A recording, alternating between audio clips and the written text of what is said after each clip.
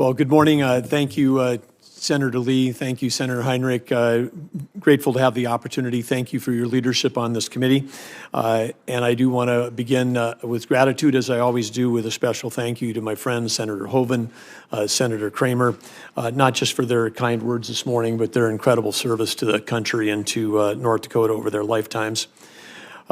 And Senator Lee, as you acknowledged, I'm deeply grateful for the support of all of my friends, my family, especially our three kids, and my amazing and courageous former First Lady and my wife, Catherine Burgum, who's joining me here today. It's certainly an honor to have been nominated by President Trump to serve as the 55th Secretary of the Interior. As Senator Hoeven said, I grew up in Arthur, North Dakota. This is a tiny town of about 400 people. We didn't even have paved streets when I grew up. It was all gravel.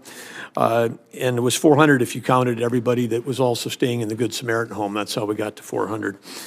My father was a World War II Navy officer who served in the Pacific. My dad died when I was a freshman in high school, and my mom went back to work in higher education.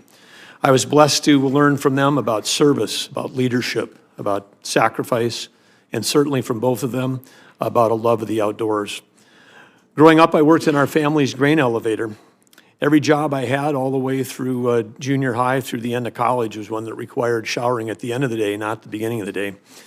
And I even worked my way through undergrad at North Dakota State as a chimney sweep, which I loved that job because it was one that you could move up fast and always stay in the black. I thought it was the perfect career.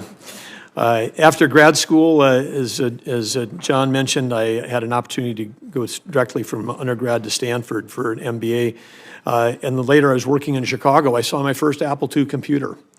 And that was the moment, literally, where I said, I need to get into the software business. And I'd inherited 160 acres of farm ground from my dad, and I literally bet the farm on that tiny software startup called Great Plains. With a dream and hardworking team members, we grew to a global public company with over 2,000 team members serving 140,000 businesses in over 100 countries around the world. I spent my entire professional career in the private sector until I was elected governor in 2016. And for the last 8 years, I've been blessed with the privilege of serving the citizens of the great state of North Dakota. My time as governor has been a valuable preparation for the opportunity and the privilege to potentially serve as the role of Secretary of Interior, as our state and my duties specifically as governor there put me in contact with many of the bureaus inside the department. In North Dakota, we share geography with 5 sovereign tribal nations.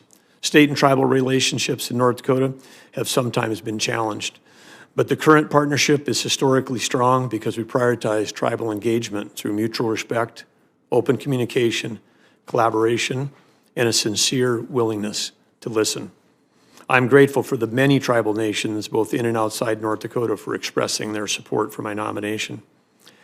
As governor of North Dakota, I also served as chairman of the North Dakota Land Board, which manages our state's land and minerals with the goal of yielding a return for a state endowment fund that significantly funds public education.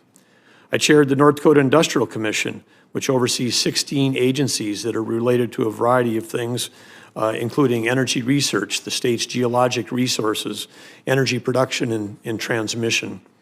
The governor of North Dakota also serves as the chair of the State Water Commission, overseeing billions of dollars of water resources and projects. All of these are parallel responsibilities to Interior and often interacted with Interior agencies. North Dakota, of course, is blessed with a rugged natural beauty, including the majesty of the Theodore Roosevelt National Park, which is home to Theodore Roosevelt's Elkhorn Ranch, which is considered by many to be the cradle of modern conservation. And of course, we have beautiful badlands. I'd like to note here on the record that our badlands are significantly badder than South Dakota's badlands. Just tremendously badder, not even close. But in addition to that, we've got great prairies, world-renowned agriculture. We've got amazing hunting and fishing, four-season outdoor recreation, and much, much more. In North Dakota, we created a prosperous economy by sustainably developing our natural resources, along with our respect for the land and the wildlife, and at the same time having among the cleanest air and the cleanest water in the country. During our tenure, North Dakota experienced among the lowest unemployment in the nation and the highest real GDP growth. Demographically, our state went from one of the oldest states to one of the youngest, We attracted record levels of talent and investment capital. I say this because our success was underpinned by the understanding that we live in a time of tremendous, tremendous abundance, and we can access that abundance as Americans by prioritizing innovation over regulation. If given the opportunity to serve as the Secretary of Interior, I'll bring those experiences and those lessons learned to the leadership of the tens of thousands of dedicated professionals within the Department of Interior. Which brings us to President Trump's vision for a vibrant future that we can achieve together. The American people have clearly placed their confidence in President Trump to achieve energy dominance. And by energy dominance, that's the foundation of American prosperity, affordability for American families, and unrivaled national security. Today, America produces energy cleaner, smarter, and safer than anywhere in the world. And when energy production is restricted in America, it doesn't reduce demand. It just shifts productions to countries like Russia and Iran, whose autocratic leaders not only don't care at all about the environment, but they use their revenues from energy sales to fund wars against us and our allies. President Trump's energy dominance vision will end those wars abroad, will make life more affordable for every family in America by driving down inflation. And President Trump will achieve those goals while championing clean air, clean water, and protecting our beautiful lands. Next to TR National Park, we're building the Theodore Roosevelt Presidential Library and Museum to honor the leader who advised America to walk softly, speak softly, and carry a big stick. In our time, President Trump's energy dominance can be America's big stick that will be leveraged to achieve historic prosperity and world peace. The Department of Interior, in cooperation with the U.S. Congress, this committee, and the states, will play a pivotal role in achieving the outcomes to make the world safer and America even better for our children, our grandchildren, and generations to come.